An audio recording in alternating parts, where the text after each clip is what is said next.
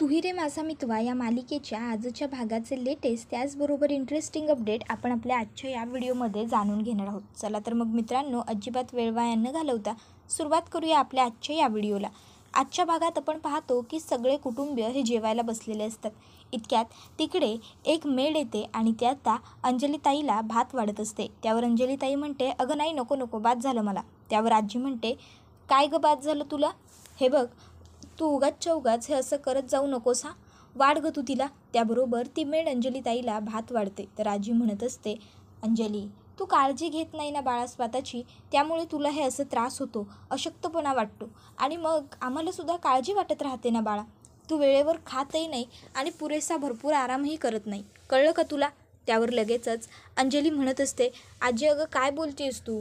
आराम करून करून आता मला कंटाळा आलाय गं. हवं तर मी खोटं बोलते असं वाटत असेल ना, तर तू चिंटूला विचार ना. आज सेकंड ओपिनियनसाठी आम्ही जे डॉक्टरांना भेटलो त्यांनीसुद्धा सांगितलं की मी एकदम व्यवस्थित आहे, मला काहीही होत नाही आहे. हो ना रे चिंटू, सांग आजीला. त्याबरोबर आता अर्णवचं लक्ष मात्र कशातच नसतं, तो गप्प बसलेला असतो. त्यावर अंजली पुन्हा म्हणते, चिंटू सांग. त्यावर लगेचच अर्णव म्हणतो, हो बरोबर बोलते ताई. त्याबरोबर आजी अर्णवला म्हणायला लागते, अर्णव तू आता अंजलीच्या तब्येतीची अजिबात काळजीच करू नको. आता मी आहे ना, बघ हिची कशी व्यवस्थित काळजी घेते, हिला सगळं खायला प्यायला लावते, तरीही अर्णवचं लक्ष नसतं.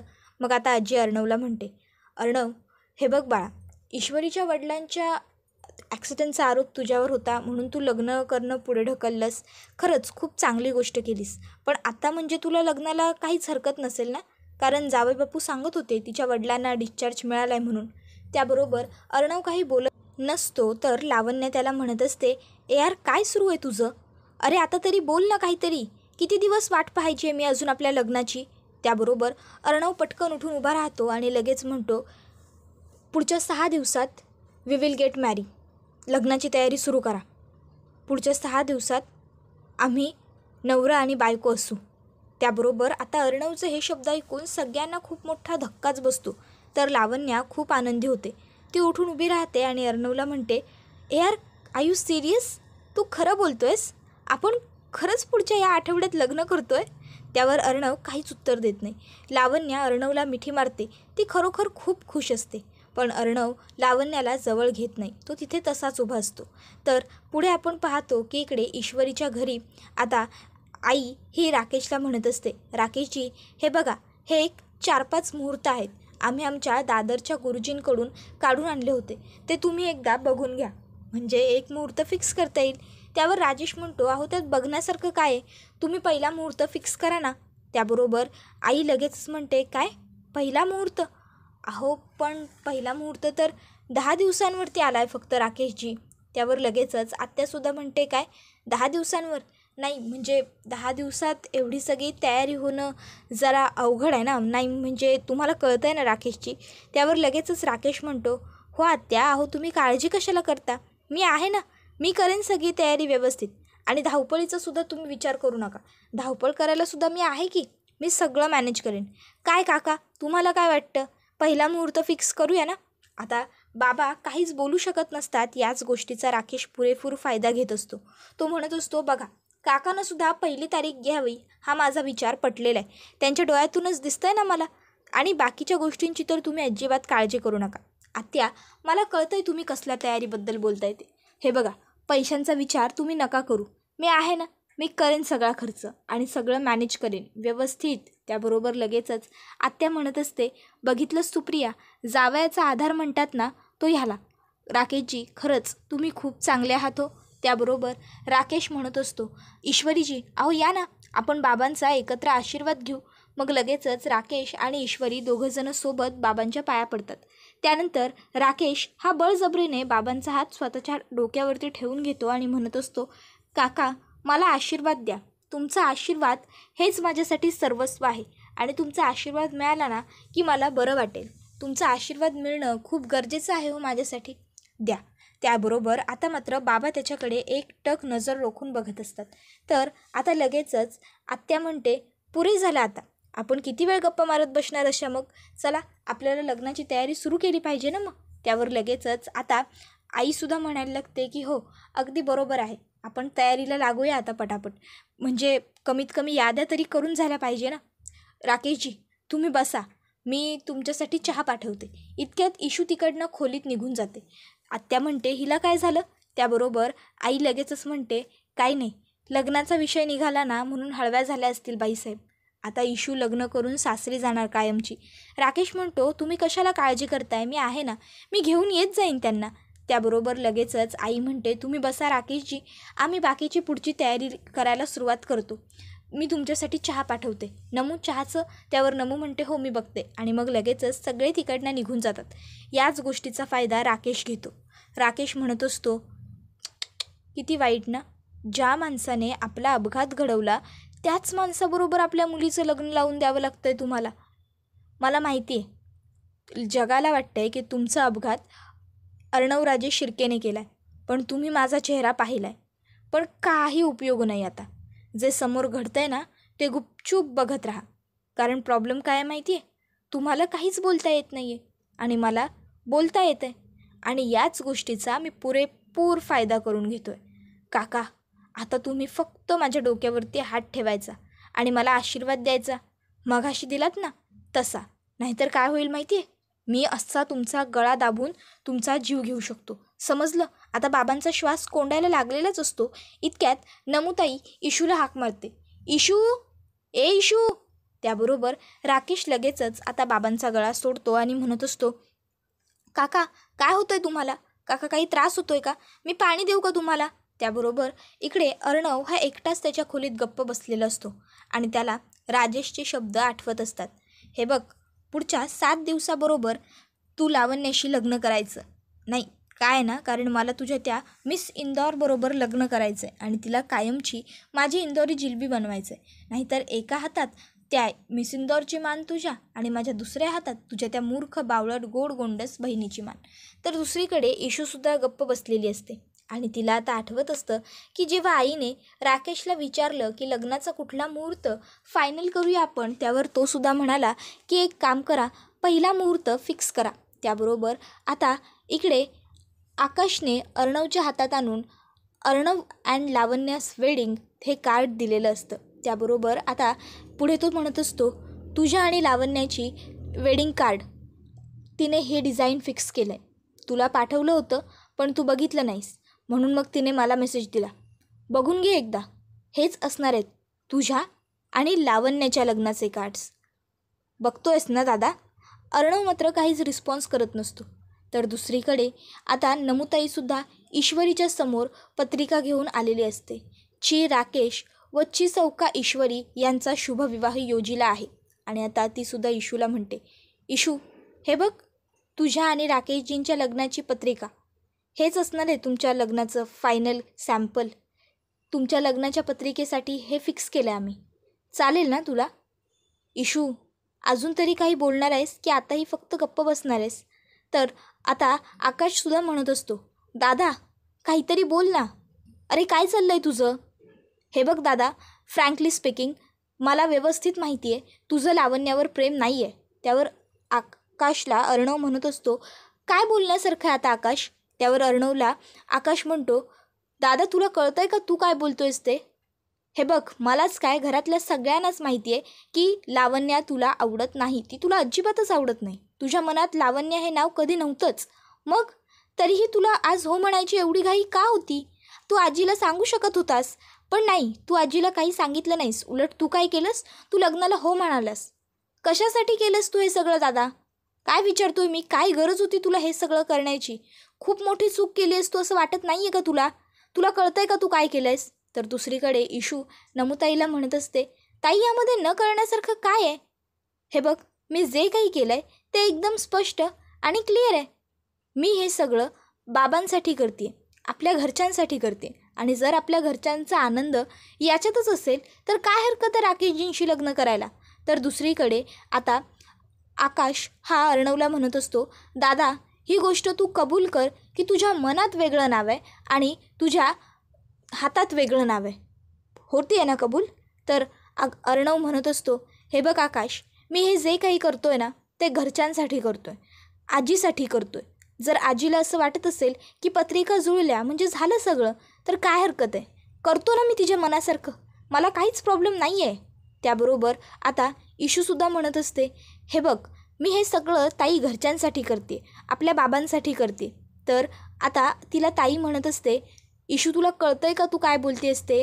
अगं बाळा, तुझ्या हातावर तुझ्या मेहंदीत जे नाव असणार आहे ना ते तुझ्या मनात नाही आहे. ही दोन्ही नावं वेगळी वेगळी आहेत, आता तरी मान्य कर हे. तर अर्णव म्हणत असतो, दोन्ही नावं वेगळी आहेत आकाश, मला मान्य आहे, पण पर्याय नाही आहे. माझं प्रेम आणि जबाबदारी ह्या दोन वेगळ्या गोष्टी आहेत आणि मी जबाबदारी स्वीकारली आहे. त्यावर आकाश म्हणत असतो, दादा अरे ह्या जबाबदारीच्या नादात तुझ्या नशिबात असलेलं प्रेम तू गमावून बसशील. त्यावर अर्णव म्हणत असतो, आकाश नशीब या गोष्टीवर मी कधी विश्वास ठेवलाच नाही. नशीब वगैरे असं काही असतं हे मी कधी मानतच नाही. आणि राहिला माझ्या प्रेमाचा आणि माझ्या जबाबदारीचा प्रश्न, तर माझ्यासाठी माझी जबाबदारी महत्त्वाची आहे. तुला नाही कळणार आकाश, लग्नाला हो म्हणणं किती गरजेचं आणि महत्त्वाचं होतं ते सोड. त्याबरोबर इशू म्हणत असते, ताई अगं हरकत काय राकेशजींबरोबर लग्न करण्यात? सांग ना, राकेशजींमध्ये काय वाईट आहे? अगं किती चांगले आहेत ते. आपल्या बाबांना आता बरं नव्हतं त्यावेळी त्यांनी आपली किती मदत केली, आपल्याला केवढा सपोर्ट केला, आपल्याला मदत केली, सपोर्ट केला, आपल्या मागे अगदी खंबीरपणे उभे राहिले. आपल्या बाबांचा केवढा विश्वास होता त्यांच्यावर आणि आपलाही. मग काय फरक पडतो मी त्यांच्याबरोबर लग्न केल्याने?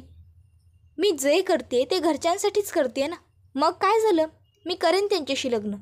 त्याबरोबर आता इशू ही सुद्धा म्हणत असते, मी सगळं घरच्यांसाठी करते. तर दुसरीकडे अर्णवसुद्धा म्हणत असतो की मी सुद्धा हे सगळं घरच्यांसाठीच करतो आहे. इशू नमुताईला सांगत असते, हे बघ ताई, माझ्या मनात तसं काहीच नाही आहे जसं तुला वाटतं आहे. तू उगाचच्या उगाच नको तो विचार नको करूस आणि माझ्या मनामध्ये राकेशजींबद्दल वाईट विचार नको टाकू. माझ्या लग्नाबद्दल वाईट विचार माझ्या मनात नको आणू. तुला जसं वाटतं आहे तसं खरंच काही नाही आहे. तर आता आकाशसुद्धा म्हणत असतो, दादा तुला कळतं आहे तू काय बोलतो आहेस ते? हे बघ, तू जे बोलतो आहेस ना, घरच्यांना खुश करायचं, घरच्यांचा आनंद, सगळं मान्य आहे मला. लावण्याशी लग्न करून तू घरच्यांना आनंदी करशीलही, घरचे सगळे तुझ्यावर खुश होतील. पण तुझं काय, तुझ्या मनाचं काय? दादा आतमधून पूर्णपणे हरून जाशील तू. अरे स्वतः समोर हारशील, त्याचा काय उपयोग आहे मग? कळतंय का तुला मला काय सांगायचं आहे ते? अर्णव मात्र काहीच रिप्लाय करत नाही. तर इशूसुद्धा गप्प मूर्खासारखं बडबडत असते फक्त. त्यावर तिला आता ताई म्हणत असते, इशू तू म्हणतेस की तू हे सगळं घरच्यांसाठी करतेस, तू खुश आहेस, तू आनंदी आहेस, पण एक खरं सांगते तुला, तू ना स्वतःची फसवणूक करतेस, खोटं बोलतेस, स्वतःची हरवतेस स्वतःला. कारण तू खुश नाही आहेस, तू आनंदी नाही आहेस इशू. तू फक्त हे खोटं दाखवतेस की तू खूप खुश आहेस, तू खूप आनंदी आहेस, घरच्यांनासुद्धा फसवतेस आणि स्वतःलासुद्धा. इशू मनापासून खरं सांगते, लग्न ठरलेल्या मुलीचा चेहरा कसा आनंदी टवटवीत दिसतो ना, तसा मला तुझा चेहरा आजपर्यंत एकदाही नाही आनंदी दिसलेला आहे, नाही टवटवीत दिसलेला आहे. आता एकदा तरी तू कबूल कर की तू जे बोलतेस ते तू खोटं बोलतेस किंवा तू तुझ्या मनाची फसवणूक करतेस. तुझं प्रेम राकेशजींवर नाही आहे, तुझ्या मनात काहीतरी वेगळं आहे आणि तुझ्या ओठांवर काहीतरी वेगळं. बघ, अजूनही वेळ गेलेली नाही आहे, फक्त आता वेळ मात्र थोडा उरला आहे. तर दुसरीकडे आकाशसुद्धा अर्णवला म्हणत असतो, बघ दादा, लग्नाची पत्रिका छापून जरी आली असली तरी अजूनही वेळ गेलेला नाही आहे, वेळ तुझ्या हातात आहे, विचार कर व्यवस्थित. तर इशूसुद्धा आता तिच्या लग्नाची पत्रिका बघत राहिलेली असते आणि आता ताई विचार कर इशू एवढं बोलून तिकडनं निघून गेलेली असते. तर दुसरीकडे आता अर्णवसुद्धा त्याच्या लग्नाची पत्रिका बघत राहिलेला असतो आणि विचार कर दादा एवढं बोलून आकाशही तिकडनं निघून गेलेला असतो. आकाश आणि नम्रता हे दोघंजण ईश्वरी आणि अर्णवला पुरेपूर समजावण्याचा प्रयत्न करत आहेत. तर दुसऱ्या दिवशी आता लावण्याची मेहंदी असते आणि मेहंदीसाठी आता घर अगदी उत्तम छान डेकोरेटही केलेलं असतं. सगळ्या घराला लाईटिंग केलेली असते, पडदे लावलेले असतात, मेकअपवाला आलेला असतो, लाईटिंगवाला आलेला असतो, फोटोग्राफर आलेला असतो, घरामध्ये लग्नाची लगबग सुरू असते. पण अर्णवचं मात्र ह्या सर्वामध्ये अजिबातच लक्ष नसतं. तो एका जागेवरती गप्प शांतपणे बसलेला असतो आणि त्या दरम्यान त्याला आठवायला लागतात ते म्हणजे राकेशचे शब्द, हे बघ, पुढच्या 7 दिवसामध्ये लावण्याबरोबर लग्न करायचं, नाहीतर माझ्या एका हातात तुझ्या त्या गोड गोंडस बावळट बहिणीची मान असेल आणि माझ्या दुसऱ्या हातात तुझ्या त्या मिस इंदौरची मान असेल. तिरड्या बांधायला जमतील ना तुला? नाही म्हणजे इथेच तिरडी तुझ्या बहिणीची बांधावी लागेल? कारण मी तिला मारून टाकेन आणि मग तुला थोड्या वेळात फोन येईल तिकडून, मग तुला तिकडे तुझ्या त्या मिस इंदौरची आणि तिच्या बाबांची तिरडी बांधावी लागेल. तिकडे तर एकावर एक फ्री बोनसच चालू आहे. तर इकडे लावण्याच्या हातावरती आता अर्णवचं नाव लिहिलं गेलेलं असतं आणि त्याचबरोबर हिरवा चुडाही तिच्या हातामध्ये चढवला गेलेला असतो. लावण्य खरोखर मनापासून खूप खुश असते, कारण तिला तर अर्णव आवडतोच ना. पण अंजलीताईला मात्र बरोबर कळत असतं की या सगळ्यात अर्णव अजिबातच खुश नाही आहे. तर इकडे ईश्वरीच्या घरीसुद्धा ईश्वरीच्या लग्नाची तयारी सुरू झालेली असते. आता आत्या नमुताईला म्हणत असते, नमू हे बघ, सगळ्यांची नावं व्यवस्थित लिहा, यादीत काही चुकवू नको, एखाद्याचं नाव राहून जायला नको, सगळ्यांना व्यवस्थित आमंत्रणं पोहोचली पाहिजे. त्यावर नमुताई म्हणत असते, हो ग आत्या, तू काळजी करू नको, मी सगळ्यांची नावं व्यवस्थित लिहिली आहेत. त्याबरोबर आता लगेचच आई म्हणते, अहो सावकाश खा, आणि ती बाबांना खायला भरवत असते. तर दुसरीकडे आता राजेश याच्या हातात आजी काही सामानाची यादी देते आणि पैसे देते आणि म्हणते, जावई बापू हे आणायचं आहे. राजेश पैसे बघतो आणि विकृत पद्धतीने हसत असतो. तर इथे आता सुप्रिया लगेचच म्हणते, हो हो आले हा ताई, आणि ती बाबांच्या हातातली वाटी तिथेच ठेवते आणि स्वतः इकडे निघून येते. बाबा मात्र तिथे एकटेच बसलेले असतात. ही गोष्ट इशू बघते आणि इशूला वाईट वाटत असतं की आपल्या लग्नात सगळी एवढी लगबग सुरू आहे, घरातले सगळे एवढे आनंदी आहेत, पण आपले बाबा मात्र ह्या सगळ्यात सहभागी नाही होऊ शकत आहेत. ते मात्र तिकडे एकटेच बसून आहेत आणि बाबासुद्धा ह्या गोष्टीमुळे रडत असतात, कारण त्यांना सांगायचं असूनही सगळं सांगता येत नसतं. तर आता इथे राजेश हा अर्णवला कुडता लावून बघत असतो आणि म्हणत असतो, चला तर the most eligible bachelor Arnav Raje शिर्केसुद्धा आता लग्नबंधनात अडकणार. तर आता हे ऐकून अर्णवला राग येत असतो. अर्णव राजेशकडे रागाने बघत असतो. तर आता लावण्या ही अर्णवकडे बघून त्याला म्हणते, वाव यार, एक नंबर कुर्ता दिसतोय हा तुझ्यावरती, ग्रेट. आणि आता लावण्याची सुद्धा साडी चेक करून झालेली असते. तर इकडे बाबांसमोर एक पेपर असतो ज्याच्यावर हेडलाईन असते, 2 वर्ष मुलीची फसवणूक करणाऱ्याचा पर्दाफाश. आता बाबा ही न्यूज वाचत असतात. इथे फक्त इशू आणि बाबा हे दोघंच जण बसलेले असतात. इशू बाबांकडे बघत असते आणि बाबा त्या पेपरकडे बघत असतात. तर आता आपण पाहतो की दुसरीकडे मामा आणि अर्णव बोलत असतात. मामा म्हणत असतो की, अर्णव तुला खरंच वाटतं का की ईश्वरी येईल म्हणून? त्यावर अर्णव म्हणत असतो, मामा मिस इंदौरला वाचवण्यासाठी आपल्याकडे दुसरा कोणताही पर्याय नाही आहे. काहीही करून तिला माझ्या लग्नासाठी आपल्याला इन्व्हाइट करावंच लागेल. त्याबरोबर आता मामा म्हणतो, पण ती येईल?